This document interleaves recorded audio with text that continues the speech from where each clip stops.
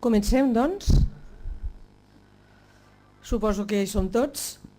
Abans de començar m'acaben de dir que això es podrà veure, s'estarà gravant i ara mateix es pot veure des de casa qui ho vulgui, però si no demà connectant-se aquí teniu la web, podeu rescatar l'acte d'avui i el podreu veure i passar i penjar a les xarxes si voleu.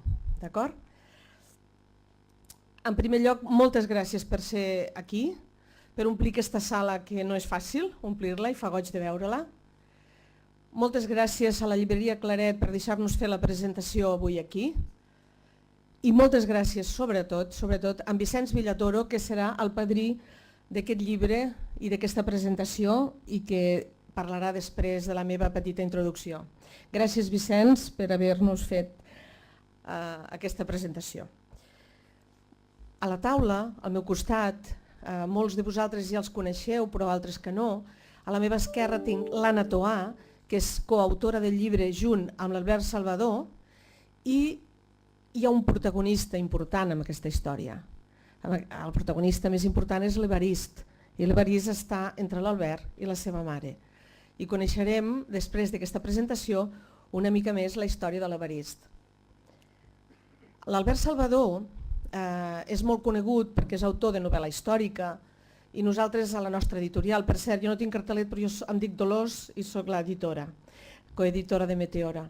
Doncs l'Albert Salvador ha publicat amb nosaltres dos llibres, o sigui és un llibre però amb la versió catalana i castellana, Obre els ulls i desperta, Abre los ojos i despierta, i ja el coneixíem i érem amics.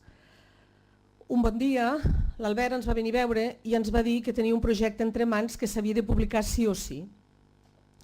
I llavors ens va dir, estava molt entusiasmat perquè l'Albert quan hi creu en una cosa doncs és un home que traspua energia i t'ho contagia, vull dir, és una persona molt vital l'Albert. I ens va venir a explicar la història d'una família, de l'Anna, del seu marit, de l'Evarist, i realment quan vam escoltar la història ens vam quedar, que van dir s'ha de publicar, ho tirem endavant. I llavors la pròxima trobada va ser amb l'Anna. Va venir l'Anna a l'editorial i ens va explicar doncs, tota la seva vivència, o sigui, ja no va ser la veu de l'Albert sinó que va ser la veu de l'Anna i ens va explicar doncs, el que havia passat, tot el que ella havia viscut, però a mi, Anna, quan ens vam veure la primera vegada, després de saber la dramàtica història que havia viscut aquesta família i veure com l'Anna me l'explicava, amb aquella enteresa, amb aquell somriure a vegades, amb aquella tranquil·litat, vull dir, és que em va impressionar, perquè vaig pensar, jo que sóc un tabalot, segur que si hagués hagut d'explicar el que tu em vas explicar a mi, a la meitat m'hagués posat a plorar, m'hagués posat nerviosa, en canvi tu vas parlar de coses absolutament tràgiques i en canvi m'ho vas explicar tan sencera que em va impressionar. I això és el que traspua també tot el llibre i que l'Albert, doncs, després d'una conversa, perquè el llibre, com va dir el Jordi, l'altre soci de Meteora, no és un llibre escrit a quatre mans. Jo crec que ell va dir molt bé que era un llibre escrit a dos cors i realment és això. L'Anna, ara després del que us explicaré, ella tot això, les seves vivències les va escriure. Tot això ho va escriure a raig, diguéssim, com ella ho va sentir, ho va posar blanc sobre negre, negre sobre blanc en aquest cas. I quan ho va tenir fet, va anar a veure a l'Albert Salvador i li va dir, mira Albert, jo ja he escrit això, ho pots llegir? L'Albert ho va llegir i l'Albert va dir, això és una història. Llavors, a partir d'aquí va néixer tot el que anireu averiguant aquesta nit. La història realment comença a l'any 1984, si m'equivoco d'alguna cosa Anna ja em corregiràs, l'any 84, l'Evarist en aquell moment tenia 4 anys i en Camp, a Andorra, l'Evarist va patir un accident de trànsit, una moto que el va atropellar i ell va quedar molt malament. O sigui, les lesions el van emportar amb helicòpter de seguida cap a Tolosa, Les lesions que van dir en aquell moment era pronòstic gravetat, o sigui, era molt greu, tenia traumatisme cranial sever, tenia el fèmur trencat, múltiples contusions, edema cerebral, i la cosa pintava tan malament que l'Anna, a petició del seu marit, van arribar a signar la donació d'òrgans del seu fill.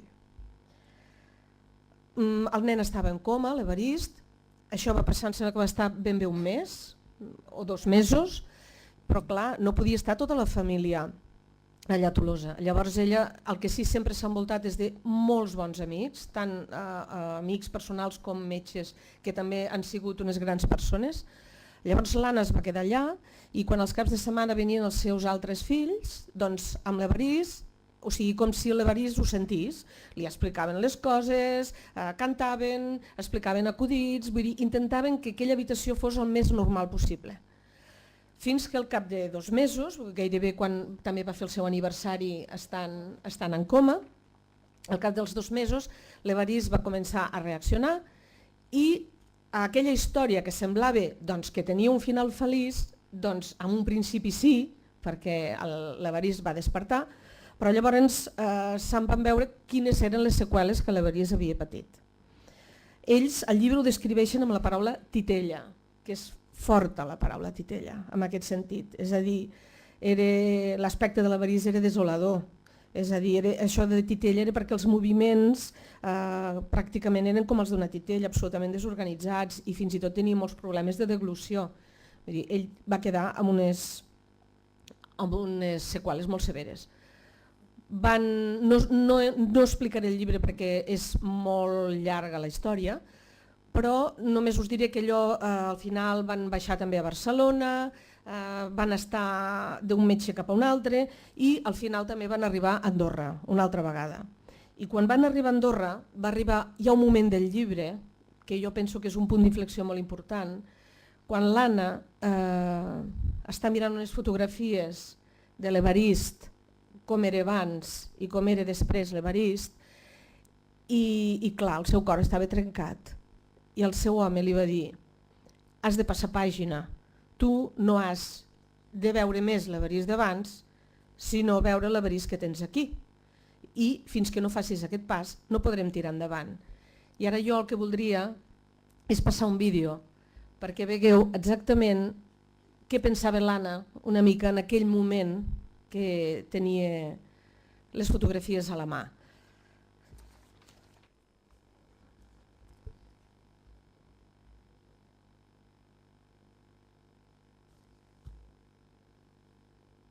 Això va on va?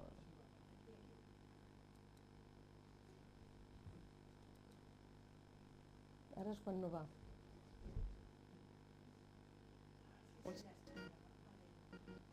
Poeta argentino. Tantas veces me mataron, tantas veces me morí, sin embargo estoy aquí resucitando. Gracias estoy a la desgracia y a la mano con puñal, porque me mató tan mal. Y seguí cantando,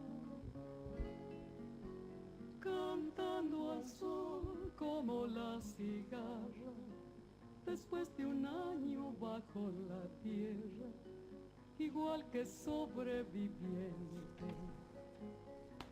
que vuelve de la guerra.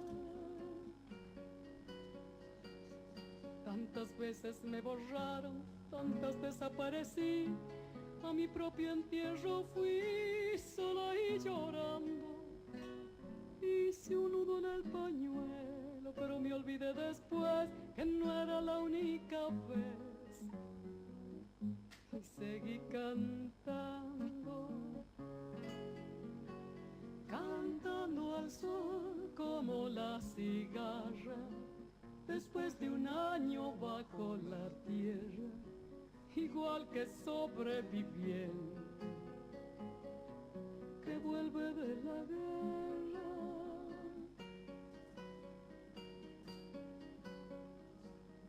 Tantas veces te mataron, tantas resucitarás, cuántas noches pasarás desesperando.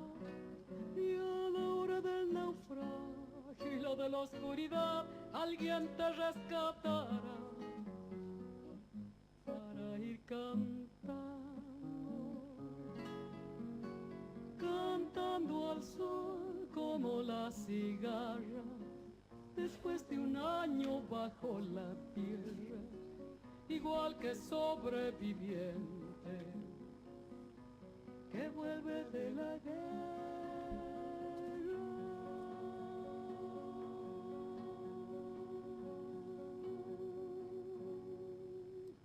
Gracias. Gracias, Nicolás.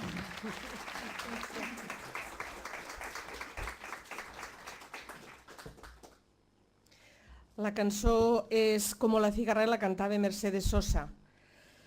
Bé, jo no m'allargaré gaire més perquè hi ha tantes històries per explicar que realment tinc certa tendència a donar-vos a conèixer coses que prefereixo que els que a la taula les expliquin.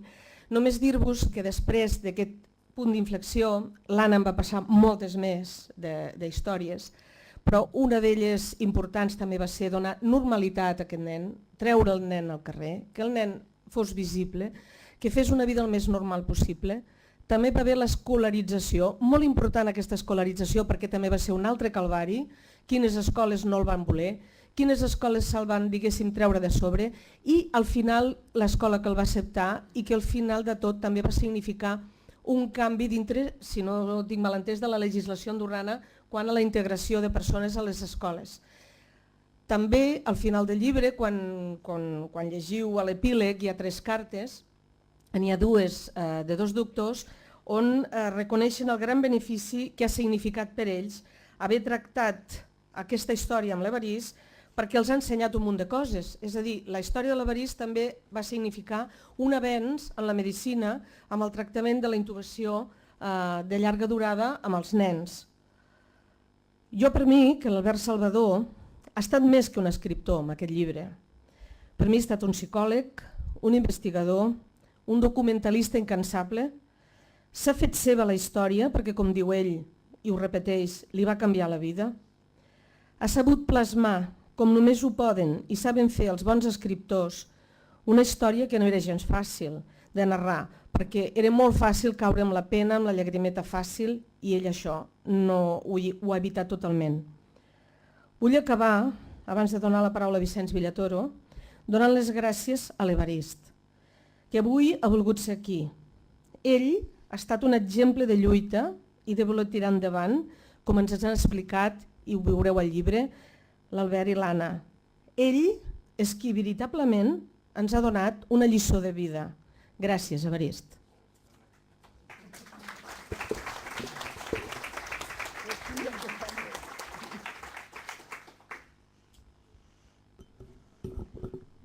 Bona tarda.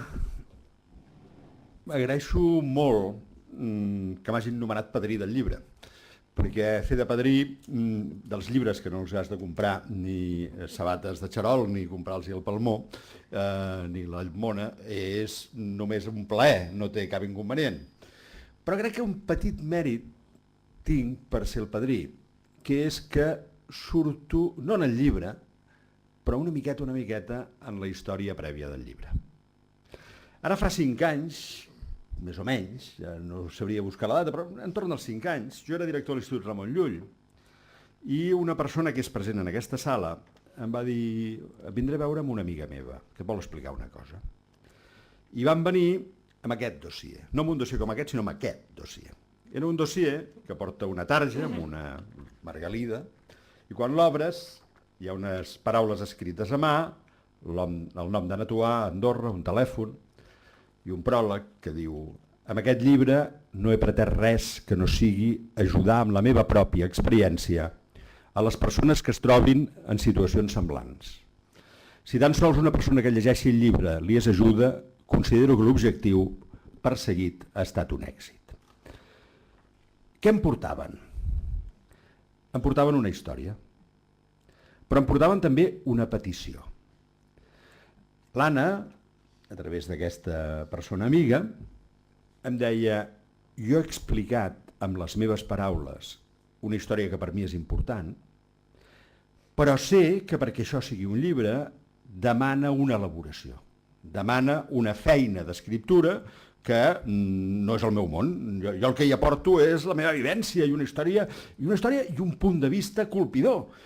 Però això s'ho hauria de mirar algú perquè en sortís un llibre per editar o per una bona editorial, per un llibre que tingui una vida de llibre.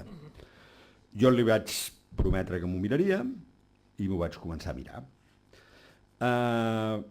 La història era impressionant, no l'explico perquè hem de vendre llibres, però a més perquè ja ens la sabem, diguem-ne. En bona part no explico la història, però jo per entendre'ns, jo vinc de la part del nuvi, aquí. Vinc de la part de la literatura, més que de la vivència, vinc de la part de l'escriptura.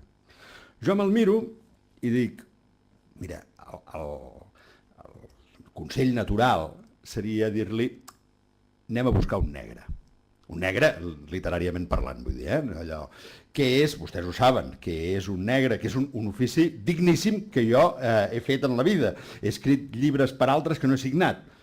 Algú que té l'ofici agafa un text d'una persona que no té per què tenir-lo i li dona forma.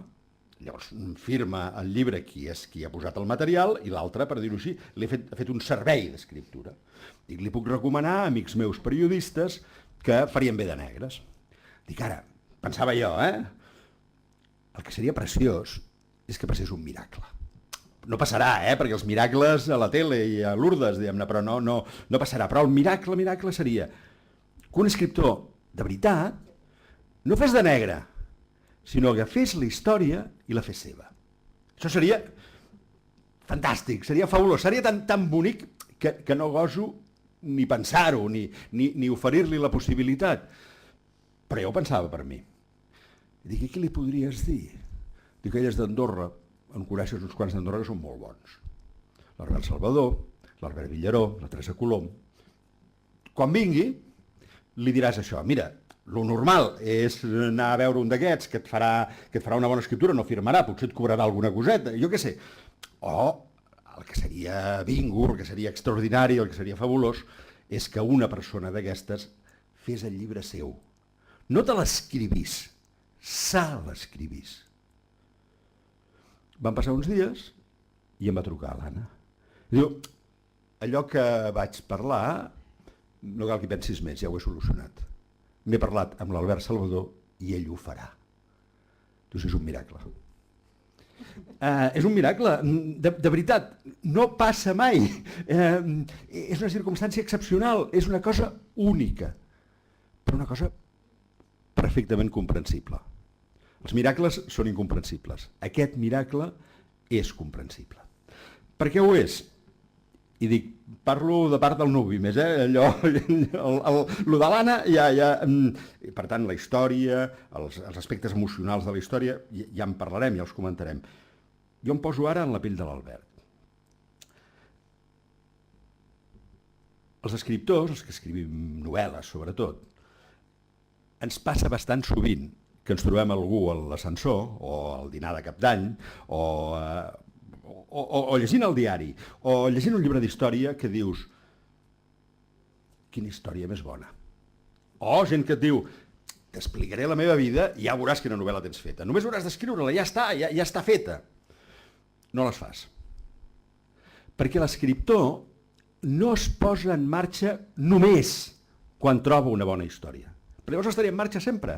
De bones històries n'hi ha milers de milions. En el diari d'avui n'hi ha 200.000 de molt bones històries. N'hi ha a Síria i n'hi ha al Raval, n'hi ha a tot arreu. Grans històries, n'hi ha a les pàgines d'esports, n'hi ha a les pàgines d'economia, n'hi ha a les pàgines de successos. N'hi ha moltes. No és trobar-te una bona història el que et porta a escriure el teu llibre. És trobar una bona història que tu creguis que et servirà a tu com a escriptor per parlar del que a tu t'importa i del que creus que importa al món. Tu fas un llibre sobre una bona història quan dius m'ha fet un clic aquesta història que em serveix per parlar de mi, no en un sentit biogràfic, en un sentit literari, del que a mi m'importa, del que jo crec que és central a la vida, també a la meva vida, però també del que és central a la vida de molta gent. Tu veus que aquella història és, per dir-ho així, universalitzable, generalitzable. Jo això quan ho explico als alumnes els dic, escolta, la Marguerite Yourcenar no va arribar un dia a casa i dir, ostres, això que m'han explicat de l'emperador Adrià és que ho he d'escriure per força. No, no. Ella, en un moment determinat, volia parlar de l'amor, i diu, que bé que em va la història de l'emperador Adrià per parlar de l'amor. Que bé que em va aquella història per parlar de les coses importants. Jo tinc la sensació que quan el text de l'Anna, el text escrit, la vivència personal, la conversa de l'Anna, li arriba a l'Albert, l'Albert, d'una manera intel·ligent, intuïtiva, però sobretot sensible, sent aquest clic. Diu, no és només una bona història, que ho és la meva història, que no m'ha passat, o sí, jo què sé, és gairebé indiferent, però que em serveix per parlar de les coses que per mi són centrals. I llavors es posa en marxa i fa un molt bon llibre de literatura. Jo vinc avui aquí només a dir una cosa que s'afegeix a totes les altres que es diran i que si no es diguessin les altres seria insuficient, però que també s'ha de dir. Estem davant d'un bon llibre de literatura. El terme, dit fora d'aquest espai i per persones com nosaltres, podria semblar menystenidor. Això només és literatura. Però dit per nosaltres, que el que més ens estimem al món és la literatura, dir que això és bona literatura és, per mi, gairebé el millor elogio que li puc fer. I és més coses, I és sensibilitat, i és humanitat, i és amor. Però és també literatura. I és literatura per això, perquè l'Albert agafa una història concreta, que és bona, que és extraordinària, però que no és, per dir-ho així, l'única història del món. Hi ha moltes de bones històries al món. Cadascú viu la seva amb una passió i amb una força extraordinària, però l'escriptor les veu totes. I diu, no, aquesta és bona, però a més és literàriament útil. I la utilitat en literatura no és utilitat per vendre llibres, no és utilitat perquè t'aplaudeixi la crítica, és utilitat per parlar de les coses que importen, de les coses de fons. Aquest és un llibre literari que respira veritat. I la veritat és també una, per dir-ho així, una virtut de la literatura. El drink de veritat és bàsic a la literatura. El drink de la veritat es produeix també a vegades amb històries de ficció. La veritat no vol dir que hagi passat en la vida. La veritat vol dir que són coses certes en el seu fons. Hi ha una vella dita que a mi m'incomoda perquè m'enganxa al mig, que diu els periodistes són els que diuen mentides fent veure que diuen veritats i els novel·listes són els que diuen veritats fent veure que diuen mentides. Però fins i tot quan dius mentides estàs parlant de veritats, estàs parlant de l'amor, estàs parlant de la mort, estàs parlant de l'esperança, estàs parlant de les coses essencials. Aquest és un llibre que parla de coses essencials. Si em permeten, acabo amb un petit miracle. Aquest és el gros, però un que m'afecta dels últims 2 dies i espero que ningú dels presents es posi vermell. Fa 3 dies, quan jo ja sabia que presentaria el llibre, vaig rebre un mail d'una persona que està en aquesta sala i que no miro perquè llavors es veuria qui és. I em va dir, aquest llibre és un acte d'amor. Per damunt de tot, és un acte d'amor. La història del llibre és una història d'amor. El protagonista del llibre és l'amor. El protagonista de l'escriptura és l'amor. I m'ho explicava d'una manera molt bonica i molt corprenedora. I jo vaig contestar, moltes gràcies, ho faré servir a la presentació. Vicenç Villatoro. I rebo una resposta seva que em diu, moltes gràcies per la seca resposta. I jo m'enfonso com diguem-ne, ostres, tu has estat sec, no voldria ser-ho mai a la vida, és l'última cosa que voldries davant d'un llibre d'aquest, ser o semblar sec. Dic, escolta, si vaig ser curt és que no tenia temps, però sec no ho volia ser. I el petit miracle, m'arriba l'endemà un mail que diu, no, és culpa del corrector de Google. Jo havia posat gràcies per la seva resposta i el corrector de Google va canviar el seva per seca. Jo no li deia seca. És també un petit miracle. És a dir, fins i tot el corrector de Google pot fer-te una mala jugada però que acaba bé.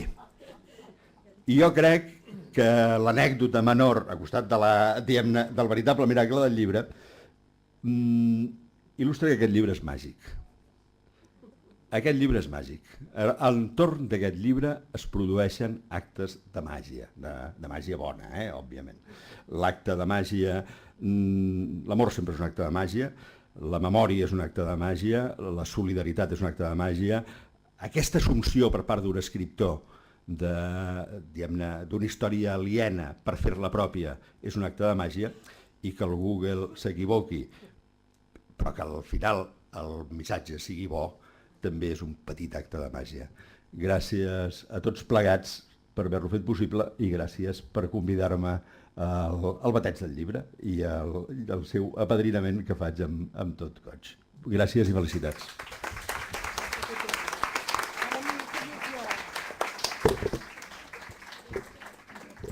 Ara diu que em toca el torn, a mi estic una mica... En primer lloc, moltes gràcies per estar aquí.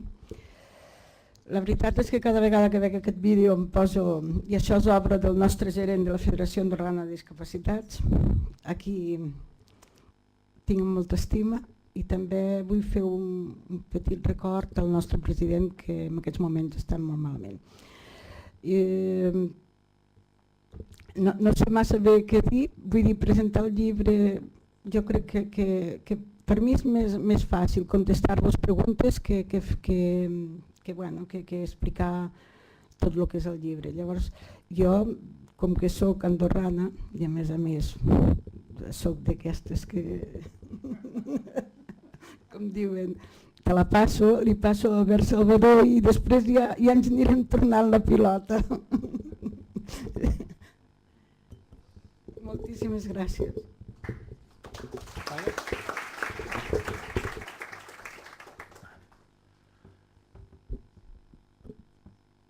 A veure, jo totes les vegades que hem coincidit amb el Vicenç, el problema que tinc és molt greu, sempre. Perquè el Vicenç posa el llistó a tal alçada que després, si jo ho vull saltar, ho tinc negre. Ell ha parlat de psicologia, ha dit que jo havia fet un treball de psicologia, i jo penso que en la presentació que ha fet ell ha fet una dissecció, més que no pas psicologia, dissecció de dalt a baix de tot el que em va passar per dintre. Dissecció del miracle, i ha anat molt lluny. Llavors, poques coses em queden per explicar a mi. Una de les coses que em queden per explicar és que l'Anna va haver un moment, després de no sé quantíssimes trucades telefòniques, cada dia jo despenjava el telèfon, la trucava i li deia escolta, això m'ho has d'explicar més bé, aquí m'has d'explicar el que senties, aquí m'has d'explicar com va anar la cosa, qui t'envoltava, on estaves, com era la sala, com era no sé què, i vinga, jo li estirava, però sobretot li demanava, m'has d'explicar el que senties. Això és el més important. La resta es pot vestir, però l'interior no es pot vestir mai. I va arribar un moment en què ella, en una de les trucades, de les no sé quantes, de les 100 o 200 trucades, em va dir, escolta Albert, no és per res, però davant teu he fet un striptease com no l'he fet mai en tota la meva vida. És a dir, m'he despullat de dalt a baix. I llavors va arribar fins a tal extrem que en certs moments jo li preguntava, escolta, Anna, estàs segura que això vols que surti? És que pensa que això és una cosa molt personal, molt... I em deia, sí, ha de sortir tot. I ha de sortir tot, perquè justament aquest llibre ha de servir per ajudar la gent.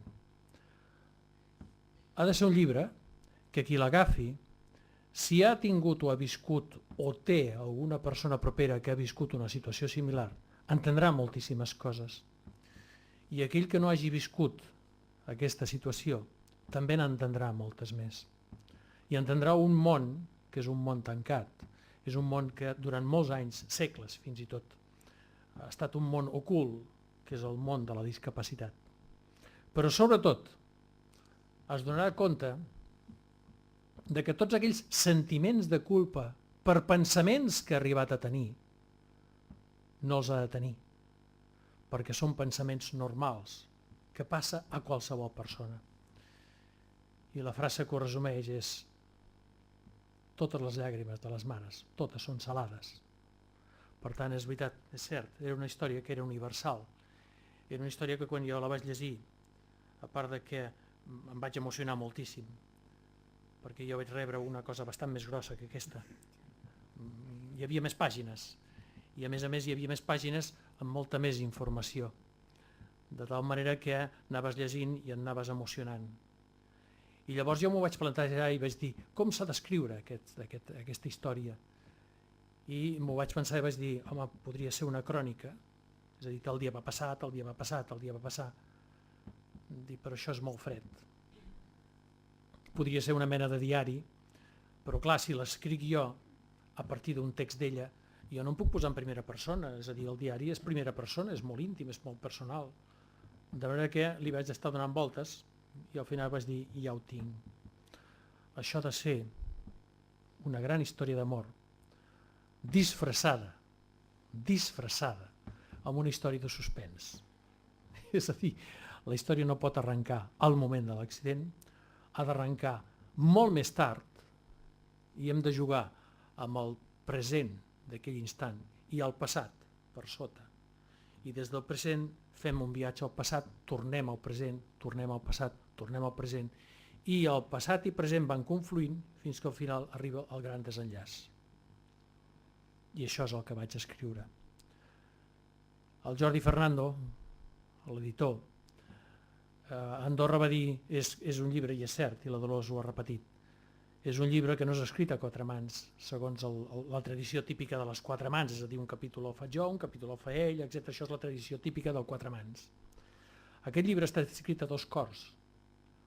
Un cor que va bategar durant molts anys i un altre, el meu, que s'hi va afegir al final, i va bategar poc temps, però puc assegurar que va bategar amb molta intensitat.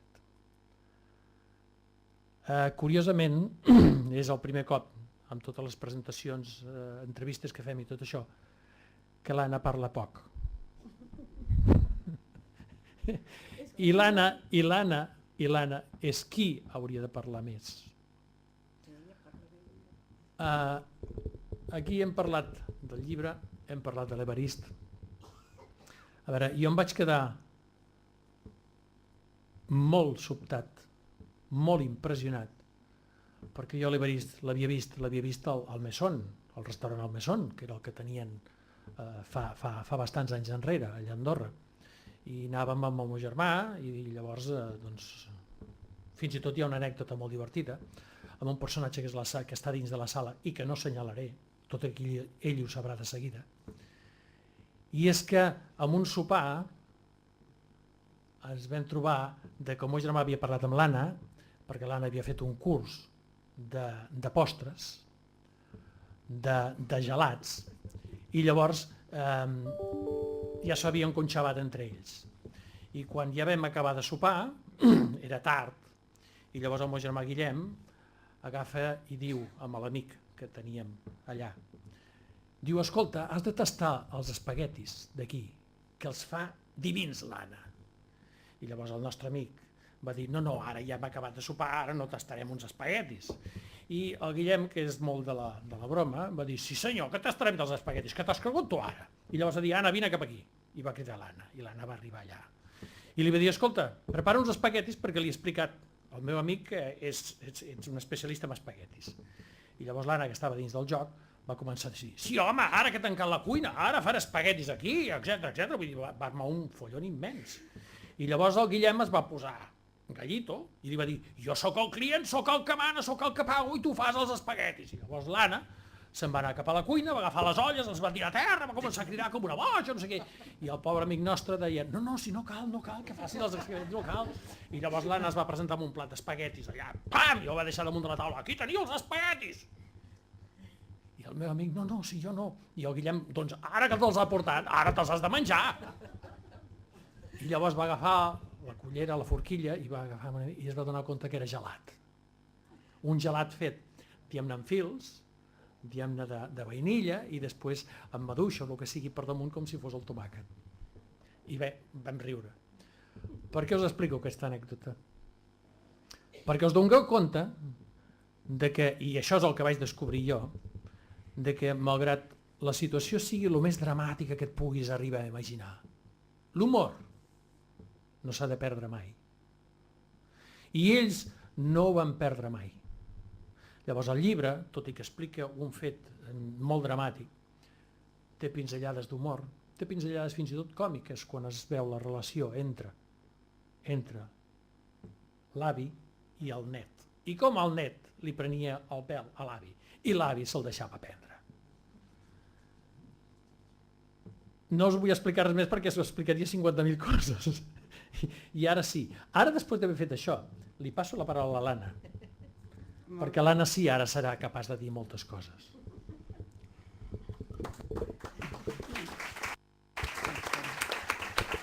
Això funciona. Molts de vosaltres ja sabeu la història, perquè jo aquí hi tinc molts amics. El Josep Maria Blanes, un petó, gràcies per haver vingut. La Glòria Llaurador, que tanta ajuda ens va fer en aquell moment. La meva estimadíssima Maria, que la tinc aquí.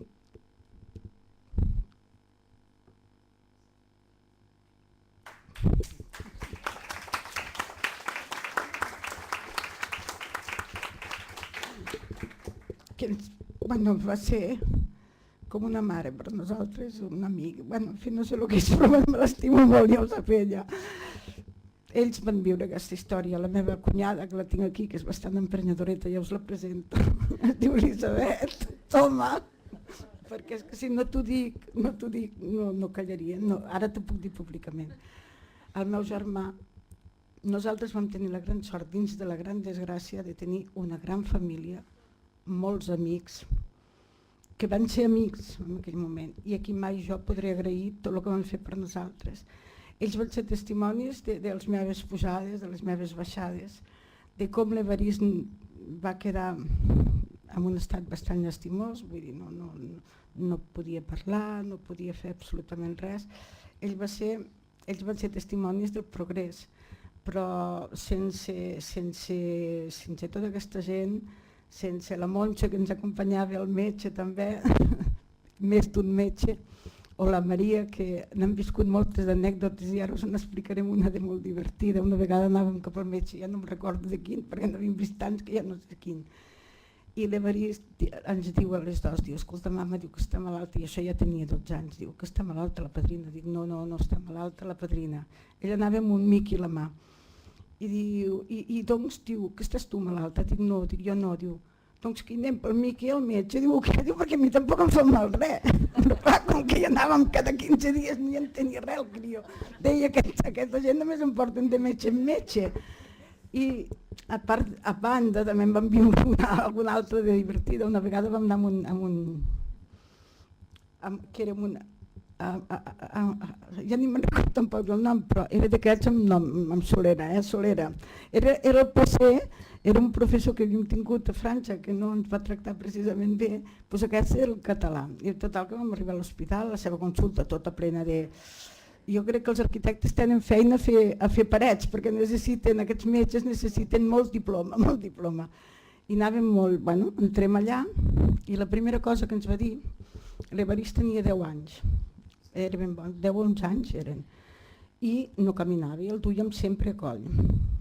I entrem a la consulta i el primer que ens diu és: on va aquest nen tan gran?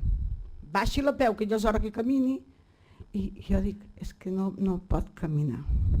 No ens va fer ni cas, Maria? I anàvem amb el meu sogre, llavors ens estira i ens visiten. I el meu sogre cada vegada que l'intentava visitar tancava l'ull i aquell home feia uns crits: escolta, així no es pot visitar un malalt. Després visita el nen amb molt poca atenció, molt poca carinyo, i li diu: mira, que nen, posa-li un pegat, té un ull gandul. Diu, bueno, però... I dic, però bueno, és que aquest nen té un traumatisme cranial. Diu, escolta, té un ull gandul, i si vostè s'ho vol creure bé, i si no s'ho vol creure també. Bueno, vale, molt bé, el moment de marxar, diu, bueno, paguem i marxem. I el moment de pagar ens diu, bueno, avi Trons i nen Guerxo, fins la propera. Això també n'hi ha aquí a Barcelona, no us penseu, a França també n'hi ha, però aquí també. I vam passar tantíssimes experiències d'aquest nivell, que et diguessin, bueno, i aquest nen quina subnormalitat té, i tenies que preguntar coses, i tenies que dir coses, i no, és que ha sigut un accident, no? I al final jo ja li deia, no diguem res més, diguem que diguin el que vulguin, que pensin el que vulguin, perquè és que no pots estar explicant a tothom. Però sí que ella és testimoni de més d'una llàgrima, perquè no és agradable. I avui no passa tant, però passa. Les nostres mirades encara de vegades poden arribar a fer mal i no ens en donem compte. A mi amb ell ja no ho té molt assumit i crec que la família ho sap. Hi ha moments durs, hi ha dies que es posen moltes qüestions, hi ha dies que no se'n posa, però bueno, qüestions ens les posem tots, suposo, i ell també se les posa. I moltes vegades, bueno, doncs és això. L'important és riure, intentar prendre-s'ho amb humor, relativitzar, intentar pensar que el dia a dia és el que toca viure i que has d'intentar viure-ho amb l'alegria més gran possible. No? I el de més, tot el negatiu, deixar-ho a banda i que et serveixi com a anecdotari, per treure'n alguna cosa. Jo li deia a l'Albert Salvador, si em permeteu, que jo li deia, saps què, de lo negatiu, inclús de les experiències més negatives, en treu alguna cosa de positiu. I de lo dolent, intentar treure'n una ensenyança que ens valgui a tots. Com també fa jo sempre una metàfora, que dic que al final t'has d'adaptar, encara que la vida et canvi molt, t'has d'adaptar. I has de continuar ballant el ball de la vida. Encara que a vegades les sabates et facin molt mal, encara que et vagin grans, encara que et vagin petites, de vegades et llaguen els peus, de vegades et fan sang. Jo he ballat molts balls a la vida, moltíssims, i la meva família, ni us ho explico. Han ballat rocs, mambos, xa-xa-xàs, molts boleros, tangos, però n'hi va haver-hi un que el van ballar el meu marit i jo. I aquí sí que vull fer-li un reconeixement. Van ballar molts balls de rams, aguantant molts balls al fanalet, aguantant fort, perquè aquest fanalet ni es cremés ni s'apagués, per poder guanyar una competició amb la que us juro que mai hagués volgut participar, però que el destí és així, et canvia i ens hi va fer participar. I ho vam intentar fer el millor que vam poder, el millor que vam saber i com ens van deixar. I la mostra la tinc aquí, que és el millor que m'ha passat a la meva vida. I bueno, dir-vos que ja no... que recordo aquell nen ho veia d'Andorra, que això sempre hi ha una lluita entre el passat i el present, sobretot els 4 primers anys, és molt dur acceptar-ho, però jo no enyoro el nen ros aquell, ni guapo, aquell nen que heu vist aquí amb la meleneta, tot això ja no ho enyoro. Jo ja accepto el que tinc, o ja m'hi he adaptat, si voleu, però estic molt orgullosa del que tinc. Ho dic a la carta, diguem-li, molta gent et veurà diferent, però pensa que tothom és diferent. I per damunt de tot, sapigueu que el meu fill i totes les persones amb discapacitat són persones amb majúscula. I això és el missatge que vull passar amb aquest llibre.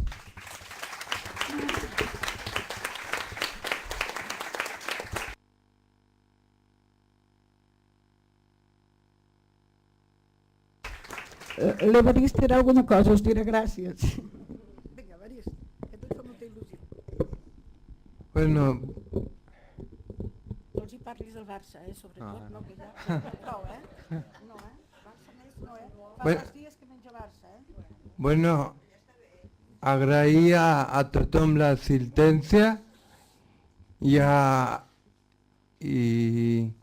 totes les persones. Moltíssimes gràcies. Bona nit. I visca el Barça!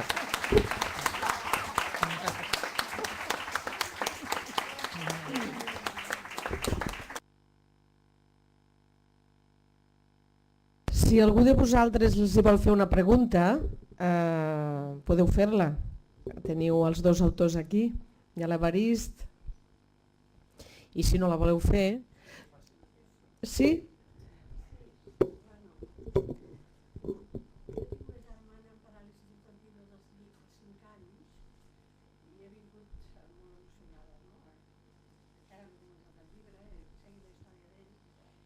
ell tens una mare coratge. Jo li he dit sí, quan ja li he dit sempre a la meva mare, 14 operacions, amb cadira de rodes, és viuda, casada, amb fills, 2 fills meravellosos i 2 nets. O sigui que no descartis que l'Evarist et doni nets també, perquè els que tenen la sort de tenir mares així ja no són discapacitats, són persones com els altres. Per tant, sé que em colpirà molt aquest número, però he viscut molt això, com a gran. Jo li volia preguntar a ell, he sentit dir que et va canviar la vida. A ella li va canviar la vida per a millor, segurament, el seu fill, va ser una persona millor, segurament, com la meva mare. I a tu, en quin sentit, en quin aspecte de la teva vida, a tu, o l'actor, penses que també amb algun lector li pot canviar la vida? Perquè jo el vull llegir amb aquesta intenció, que també em canviava la meva vida. A veure, quan descobreixes una història d'aquest nivell,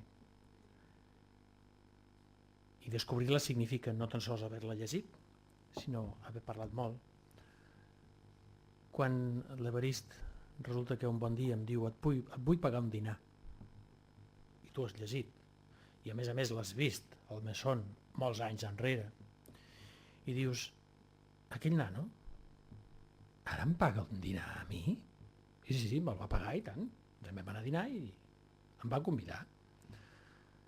Quan has viscut tot això, comences a relativitzar moltíssimes coses i comences a dir què és important realment en aquesta vida. I després et fas la pregunta què és normal i què és anormal en aquesta vida. I llavors és quan arribes a conclusions importants i dius, la vida és normal, la vida, amb majúscules, amb tota la seva dimensió, amb tota la seva dimensió. I ho dic al pròleg. El problema és que la paraula normal o anormal són paraules que estan dins d'un diccionari i que les fem nosaltres i nosaltres li donem sentit. Però que en el fons, quan ho analitzes, et dones compte que la vida, tota ella és normal. Tot el que passa és normal. I la vida mai s'equivoca, això és tremendament important, mai s'equivoca, mai comet errors. I aquí vull fer una incidència molt important amb el fet, i el llibre apareix, de diversos metges, metges d'un estil i metges d'un altre estil, metges amb una humanitat terrible i metges amb una deshumanitat absoluta i total. Però és que aquests metges amb la deshumanitat total i absoluta resulta que són els famosos, són els llestos, són els que tenen el gran títol de doctor, són els que quan parlen ex càtedra i per tant no hi ha possibilitat d'error, i que aquests metges són els aprenents de bruixot, que en el fons no saben res, i no saben res perquè han oblidat una cosa tremendament important, i és que l'ésser humà és un gran desconegut que no té límits, i com que no té límits, no hi ha ciència que pugui posar cap mena de límit a res. Aquesta ha estat una lliçó tan gran que m'ha canviat i m'ha capgirat completament tot el meu interior de dalt a baix. A partir d'ara, a mi que no m'expliquin sopars de duro, a mi que em parlin de la vida, que és el que val la pena.